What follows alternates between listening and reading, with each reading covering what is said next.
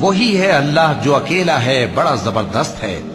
اسی نے آسمانوں اور زمین کو تدبیر کے ساتھ پیدا کیا ہے، اور وہی رات کو دن پر لپیٹتا اور دن کو رات پر لپیٹتا ہے، اور اسی نے سورج اور چاند کو کام میں لگا رکھا ہے، سب ایک وقت مقرر تک چلتے رہیں گے۔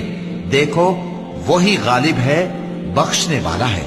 اسی نے تم کو ایک جان سے پیدا کیا، پھر اس سے اس کا جوڑا بنایا، اور اسی نے تمہارے لیے چوپایوں میں سے 8 جوڑے بنائے۔ وہی تم کو تمہاری ماؤں کے پیٹ میں پہلے ایک طرح، پھر دوسری طرح 3 اندھیروں میں بناتا ہے۔